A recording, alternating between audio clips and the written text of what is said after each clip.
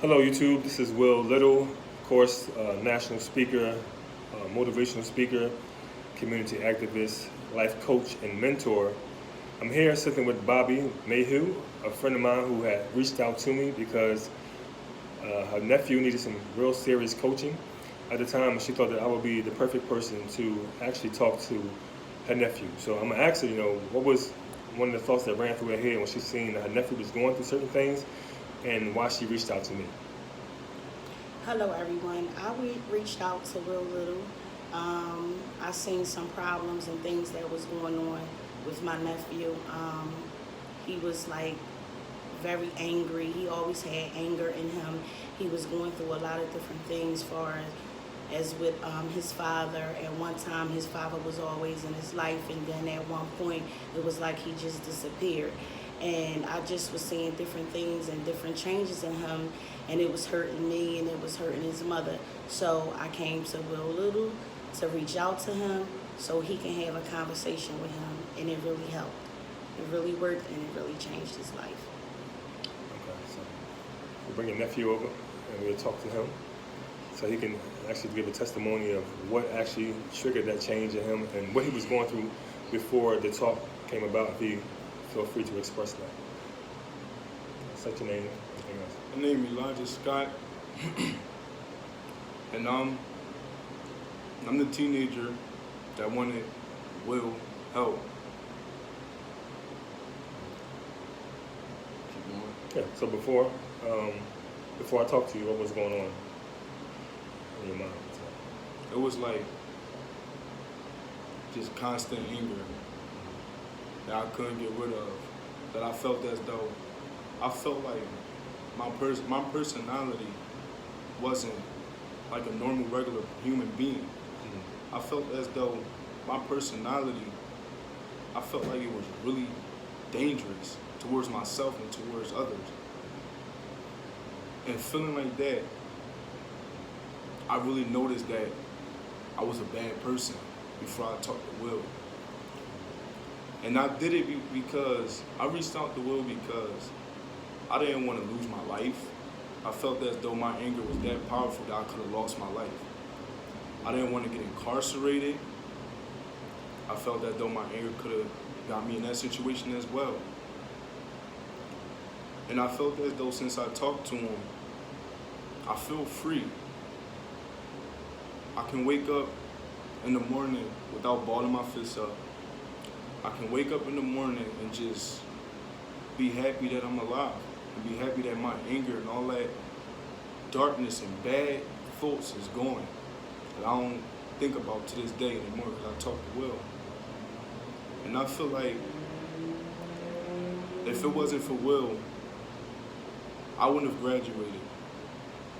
My prime wouldn't have been possible. And all the happiness that's in my life at this moment wouldn't be how it is now if I wouldn't talk to Will. To be honest, when I really think about it, I wouldn't even think I'd be sitting on this couch right now if I wouldn't have never talked to Will. That's how deep it was. So great, great testimony, for sure. And quite a lot of our viewers who will watch this who may have trouble with some of their nephews or sons or daughters who need help and just don't know where to find help. Well, listen to your testimony and maybe reach out to as well. So what were some of the things that triggered in our conversation that triggered your thought process to say, oh, but there's a better way, and now I'm seeing the better way? Everything you said just got inside of me. Like I felt it. Because that conversation meant a lot to me because I never had a one-on-one conversation with a man before. It was always talks from my mom, my Aunt Bobby, my grandmother, but it never worked. I didn't feel the man-on-man connection in a real conversation. And I feel as though that really was my first time having a conversation with a man. I needed that. And since I got it, it changed my life. Because before it, the holes in the wall stopped at my home that I put there because of my anger. The suicidal thoughts, that stopped because of my anger. It's gone. Hurting my mom. We happy now. That's Because my great. anger is gone. And that is great. And a lot of you probably want to think about what was the conversation that we had and what did I really express to him. And I think my conversation is based on geared towards each and every individual, what problems or dilemmas they're facing. But one of the most important teachings I give is emotional intelligence. You know, because everything we do is based on our emotion, and also what do we have up here in our subconscious and things that we're dealing with. So being able to share this conversation with him, seeing where he's coming from, seeing what kind of problems he was really facing, related to my story as a kid growing up in a single parent home as well, and being able to help him rectify some of the issues that he was dealing with, to see it in a better light, in a better situation. So I'm glad he's doing really well with it. It was like one day for a half an hour or hour that we talked, you know, and it served him really well. And like, he graduated. I've seen the pictures. I'm very proud of this young man for doing the great work that he needs to do. It's all about the power of choice. I mean, it's something I always explain to him too as well. The power of choice. You have the ability to choose to do the right thing or the wrong thing. You know, you have the ability to choose to create good habits in your life in order for you to get the best outcome and live a happy, successful life. You know, so it's all about what you focus on. Your power of choice, you exercise that. Don't give your power of choice to anyone, not your peers, not the people in your community, not your environment, anything like that. Always take control of your power of self, your power of choice, and then you will actually start living a better life for yourself. Show gratitude every day, and if you need my help, you can always reach me. Look at my website, www.willblittle.com. Find me on Facebook under Will Latif Little, or Will Little on Instagram too, Latif Muhsin, Latif_Muhsin, or you can find me on YouTube, just type in Will Little. And if you need this kind of help or support for your nephew, your son, your daughter, your niece, even for yourself, you know, you can reach out to me, and my services are available. So thank you, young man, for sharing that and being brave enough to share that with the audience. You may have somebody else out there in the world who actually need this kind of help that you have and seeing the results.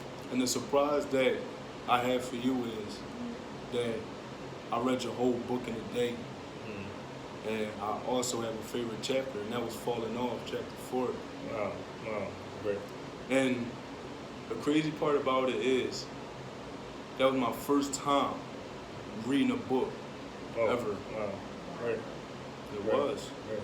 I never read a book before. I can read real good, but I just never took the time out to read. But when I got my hands on your book, I read it, and I just couldn't keep my eyes off of it. And I just read it all the way to the end. So you hear that, folks? It's talking about this book here, I See Why. You can find this on Amazon.com, or if you're in the Philadelphia area, you can reach out to me. So there you go. You know, we're talking about the youth. We're talking about that there's no change, that there's no hope for our youth in America, but there's no service for the youth that really relates to their problems and their issues and dilemmas they face today. So if you really want to change young people around, then you need the right people in their lives. Talk to the right people, give the right services, so they can become the people they're born to be, great young men and women in the future of our society.